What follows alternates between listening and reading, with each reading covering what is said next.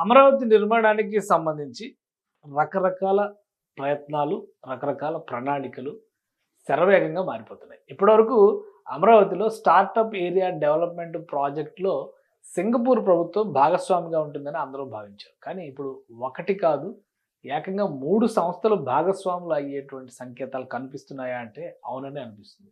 Singapore సంస్థతో గతంలోనే Singapore ప్రభుత్వంతో ఒక కన్సార్షియం ఏర్పాటు చేసింది ఆంధ్రప్రదేశ్ ప్రభుత్వం. అయితే 2019లో వచ్చిన జగన్మోహన్ రెడ్డి ప్రభుత్వం దీన్ని మొత్తం రద్దు చేసుకుంది. లీగల్‌గా చాలా ఇష్యూస్ వచ్చినాయి. వాటిని కూడా ఆ కాంప్లికేషన్స్ అన్నిటిని కూడా సింగపూర్ ప్రభుత్వం ఎదుర్కొంది.